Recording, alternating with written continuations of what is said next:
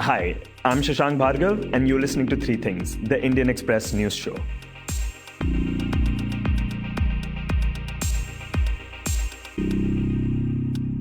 In this episode, we talk about the discovery that has opened up possibilities that there might be extraterrestrial life on Venus. We also take a quick look at Rajnath Singh's comments about China in the parliament yesterday. But first, we talk about unemployment.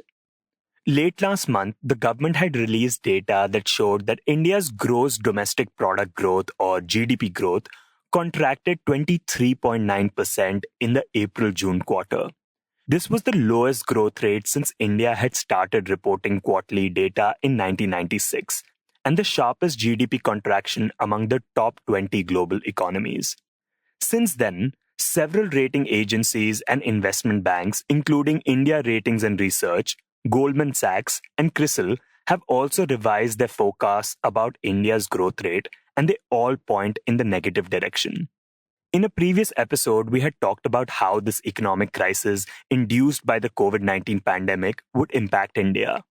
And one of the ways in which it would, and to a large extent already has, is by increasing the unemployment in the country. In this segment, we talk to Udit Mishra, who writes on economy for the Indian Express, about the extent to which people have already lost jobs during the lockdown, the patterns we have seen in the job losses, and to what extent the government can provide a solution to it. And he first talks about how the situation had already been worsening even before the pandemic started. We know for a fact that if we were to look at the official data which the Ministry of Statistics and Program Implementation puts out, and it comes with a sort of a lag of 1 year or so, we found that between 2011-12 and 2017-18, India recorded the first ever decline in the total number of employed people. Now, it is significant because every year we tend to add millions of people in our labor force. So, ideally, the total number of employed people should go up. And this was the first time that we found that the total number of employed people came down. Even if we were to look at the CMIE data, the Center for Monitoring Indian Economy data, which is slightly different in its methodology, and they've been tracking since 2016, we find that the total number of employed people has been either stagnant or has slightly come down.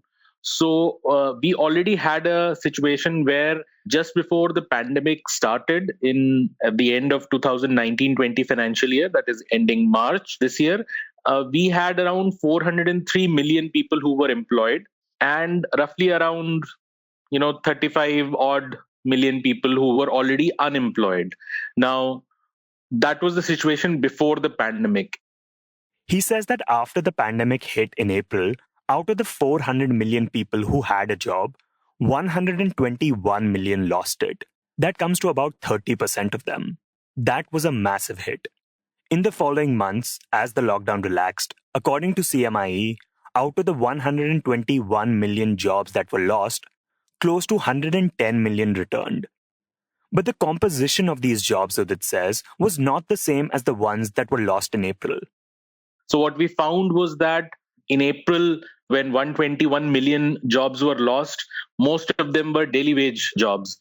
A huge chunk was also salaried jobs, around 17 odd million. And then there were a lot of businesses that went under, businessmen who lost jobs. Then there was farming jobs. They actually went up.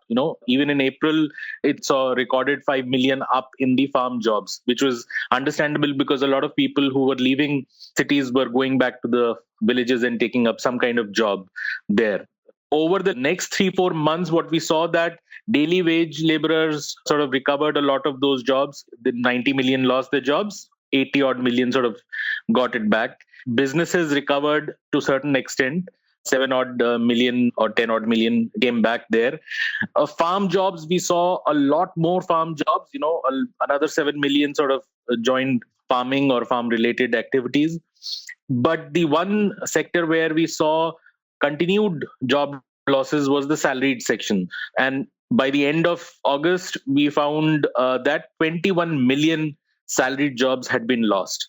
And these are not only the more difficult jobs to get, but once you've lost them, it's also that much more difficult to recover.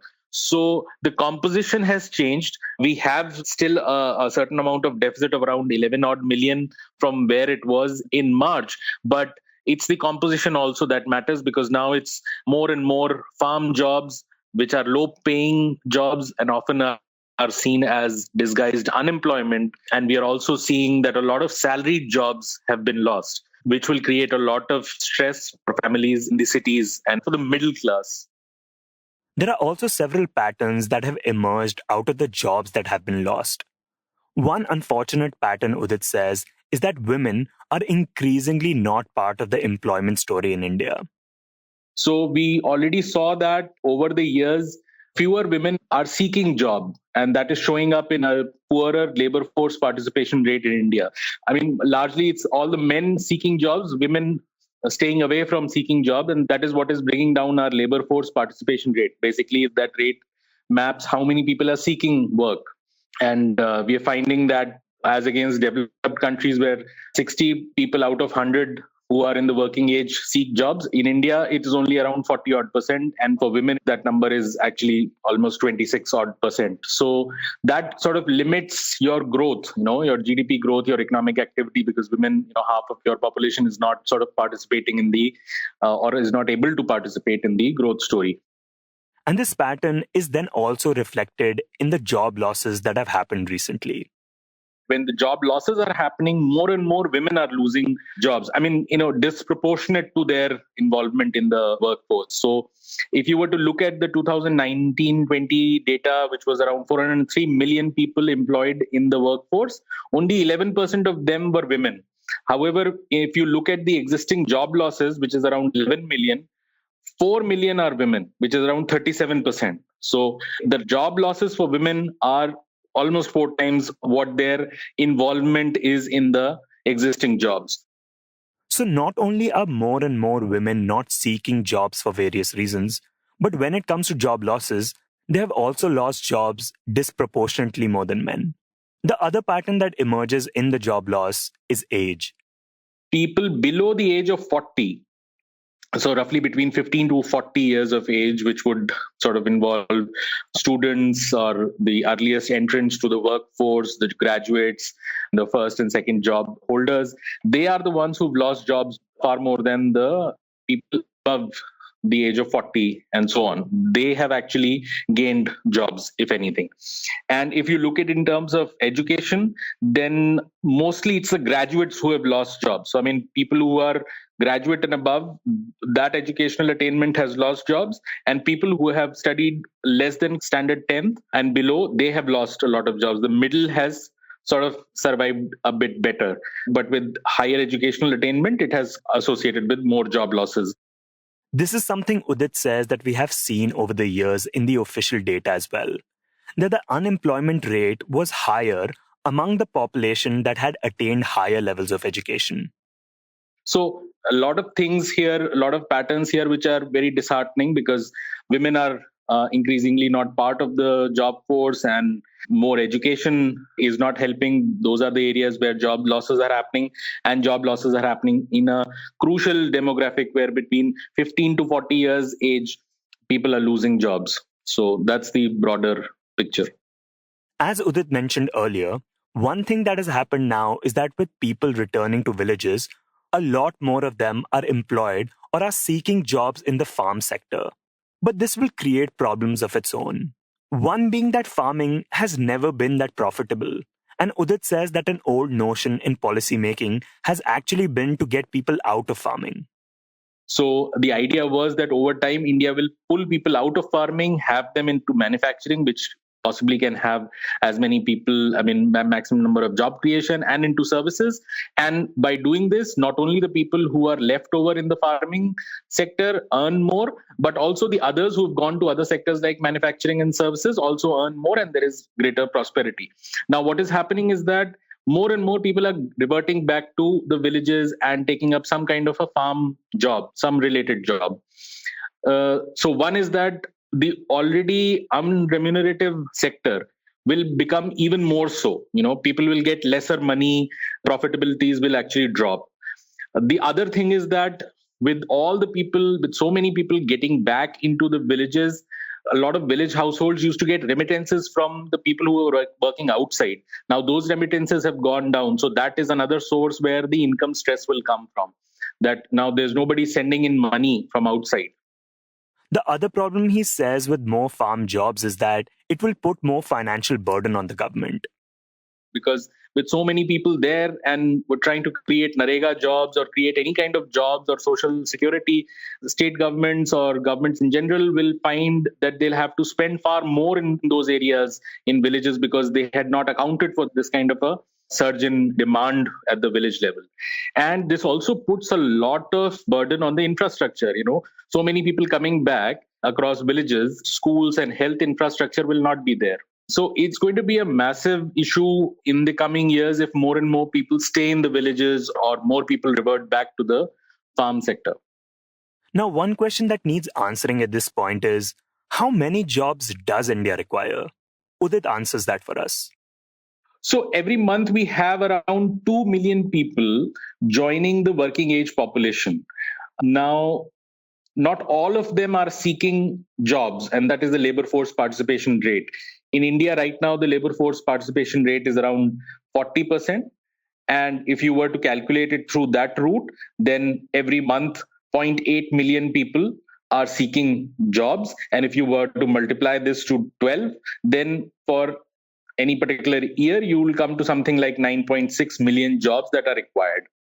This 9.6 million is calculated based on the fact that in India, only 40 out of 100 people, that is only 40%, actually seek jobs. But Udit points out that in more developed economies, this should be upwards of 55 to 60%. Now, so if you were to go to something like 60% labor force participation rate, the demand for jobs further goes up from here.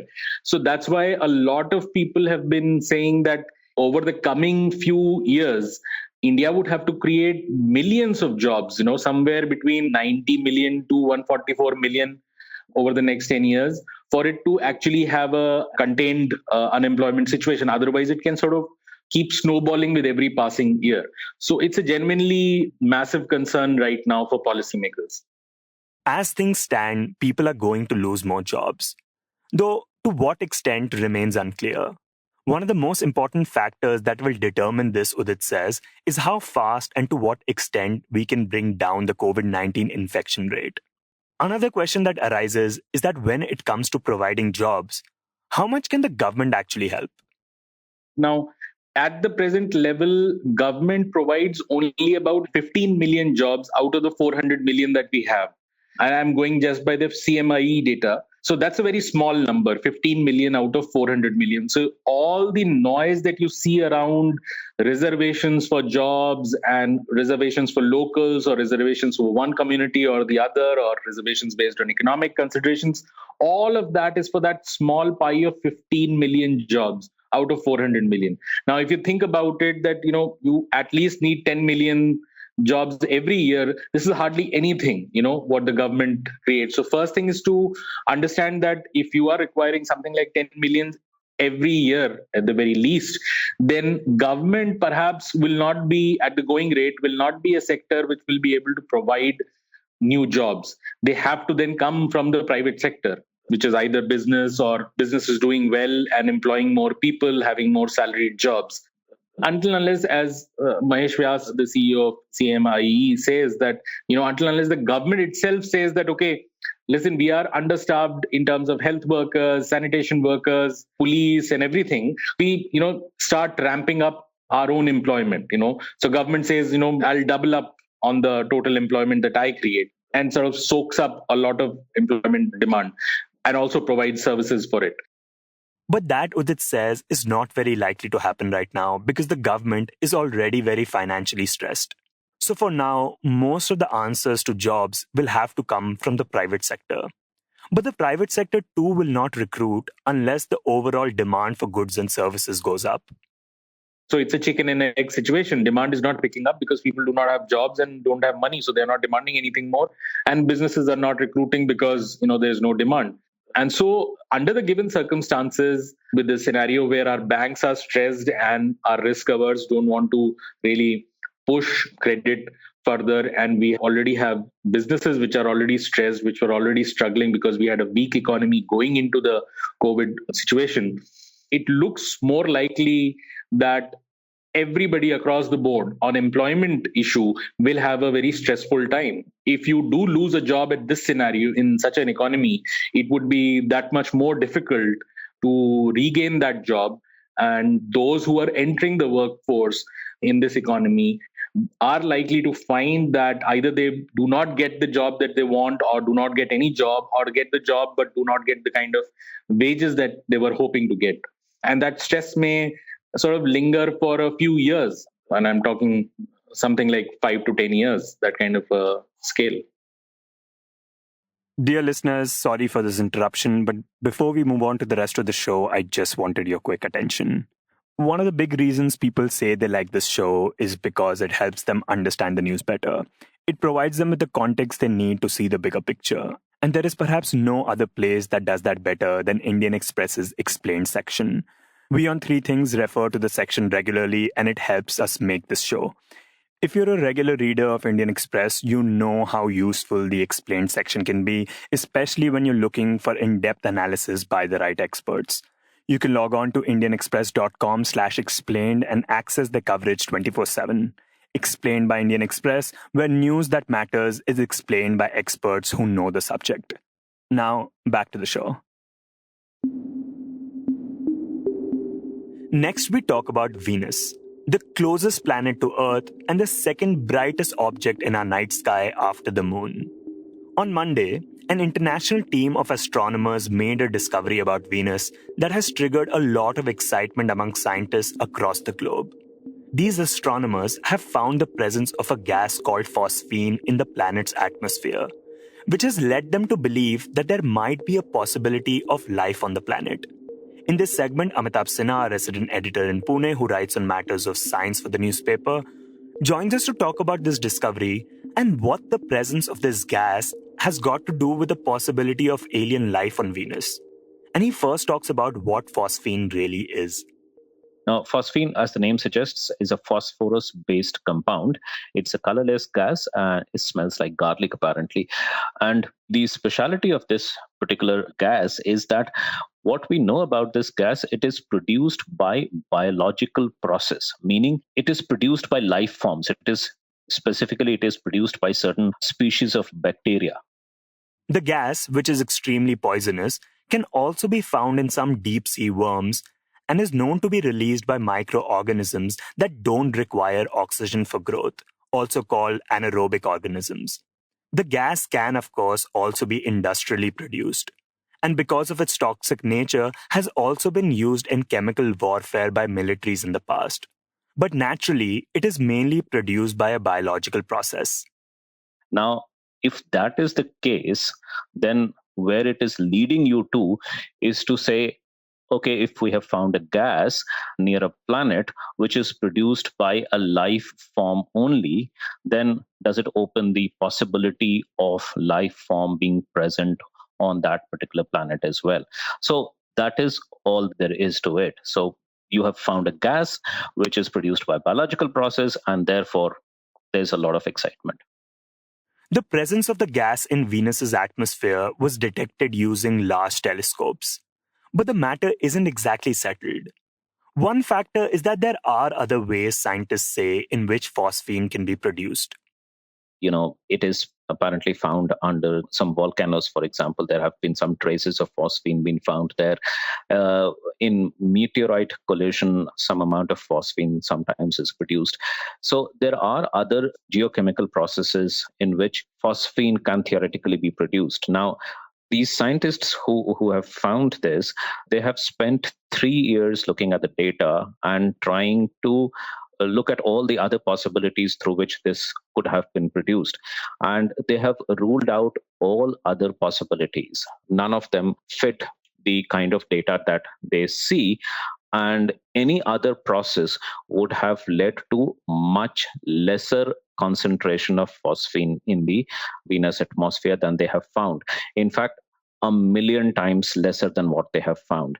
So they have ruled out all sorts of other possibilities that are known to us. This is the reason that Amitabh says that the possibility that the gas was produced biologically through a living thing cannot be ruled out. Though this doesn't mean that there is life on Venus right now.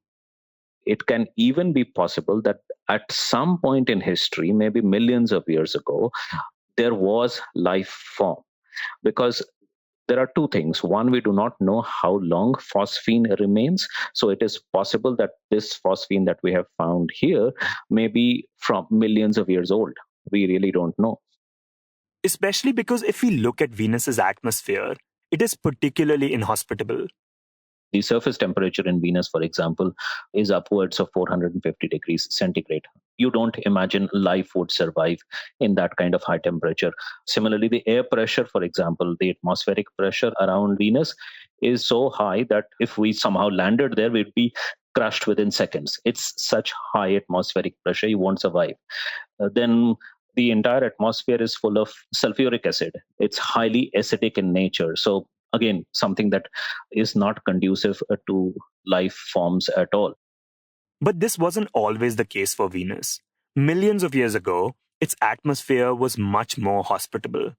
Many scientists even believed that it was temperate and actually had an ocean. So those kind of possibilities are also open in the sense that it's possible that there was probably some life form on Venus, say several million years ago, and that got destroyed as Venus during its development became more and more inhospitable. But then the phosphine that was produced then remains in the atmosphere. So those kind of possibilities are still there. The discovery of the gas, Amitabh says, is as certain as it gets when it comes to these kind of experiments. But since it has only been detected through telescopes, it would require further probing. More explorations will be done to figure out whether the phosphine was or is being produced by some alien life form. And this wouldn't even be the first time that Venus would be probed. In fact, there was interest in Venus much before there was interest in Mars, mainly because it is the nearest to Earth. It was easy to go to. So space missions to Venus began way back in the early 1960s. In fact, there has been a landing in 1970. And there have been several missions, mainly launched by the then USSR, which probed Venus. But then they realized there was a problem there because of such a very inhospitable climate around Venus. Spacecraft that have tried to land on the planet have crashed and melted down due to its environment. Amitabh says that after those attempts, people moved on to Mars, where scientists have shown considerable interest in the recent past. There is, however, one Japanese aircraft currently orbiting Venus, called Akatsuki. This discovery, though, is likely to increase interest in the planet. You will see a huge amount of new missions planned around Venus, and invariably, most of them will be attuned to looking for further signals of any presence of any life on Venus. And in fact, ISRO, our own space agency, is also planning a mission to Venus. It's still in the drawing board stages. It's not been finalized. But yes, it is one of the missions that are likely to go in the next maybe 2, 3, 4, 5 years time horizon. And like one of the scientists who is on the committee that is planning that space mission, he told me, this is very interesting. And I'm now looking forward to the next committee meeting, because whenever we meet next, this is likely to dominate the discussions, and probably we'll have to redefine our mission objectives for that mission whenever it goes. The discovery is undoubtedly huge for space explorers and astronomers. As one of the scientists I was speaking to yesterday told me, that look, if you are a planetary scientist looking for extraterrestrial life anywhere other than Earth, then probably for you, this is the biggest finding ever. Because this is much bigger finding in terms of the search for extraterrestrials than, say, the evidence of water that has been found, say, on Moon or Mars. Amitabh says that this is because water is only considered essential for the birth of life forms, but it is not produced by them. Something like the presence of phosphine, though, if biologically produced, could mean that there definitely was or is life on Venus right now. But there is a big difference between the possibility of finding life and actually finding it. In fact, as once another scientist told me, this is personally, he would rank it not as big as, say, the recent discovery of, gravitational waves, for example. So it has to be seen in perspective. It is actually a big, very significant finding, but several notches short of actually even suggesting that there is life on Venus. And in the end, we talk about Defense Minister Rajnath Singh. Yesterday, Rajnath Singh told the parliament that China had mobilized a large number of troops, weapons, and ammunition on the line of actual control in eastern Ladakh, violating all bilateral agreements in the process. He also said that while India wanted a peaceful resolution to the current crisis, it was ready for all situations. Addressing the Lok Sabha on the issue of the standoff with the Chinese forces in Ladakh, Singh said that there are several friction areas in eastern Ladakh, including Gorga, Konkala, and north and south banks of Pangong Tso, adding that in response to the Chinese mobilization, Indian forces have made appropriate counter deployments in the areas so that India's security interests can be fully protected. इस वर्ष हाल की घटनाओं में Chinese forces का violent conduct सभी mutually agreed norms का पूरी तरह से उल्लंघन है। अभी की स्थिति के अनुसार चाइनीज साइड ने यलेशी और अंदरूनी क्षेत्रों में बड़ी संख्या में सैनिक टुकड़ियां और गोला बारूद मोबिलाइज किया हुआ है। पूर्वी लद्दाख और गोगरा और कोंकला और पेंगोंग लेक का नॉर्थ और साउथ बैंक पर कई फ्रिक्शन एरियाज हैं। चीन की कार्रवाई के जवाब में हमारी आर्म्ड फोर्सेज ने भी इन क्षेत्रों में उपयुक्त काउंटर डिप्लॉयमेंट्स किए हैं अध्यक्ष महोदय, ताकि भारत के सिक्योरिटी इंटरेस्ट को पूरी तरह से सुरक्षित रखा जा सके। The defense minister also assured the House that the armed forces would face the current challenge successfully, adding that both India and China agreed that the boundary issue was complicated. He said, quote, "We believe it will require patience and a fair and reasonable and mutually acceptable solution to this issue, which must be found through peaceful dialogue. The two countries have accepted that peace and tranquility on the border is necessary for the growth of bilateral relations," unquote. Also yesterday, Congress MPs staged a walkout of the Lok Sabha and held a protest in front of the Mahatma Gandhi statue on not being allowed to speak on the India-China border issue.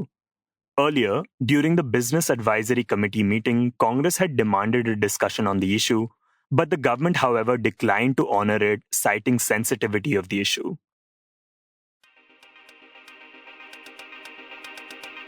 You were listening to Three Things by The Indian Express. Today's show was written and produced by me, Shashank Bhargav, and as always was edited and mixed by our producer, Joshua Thomas.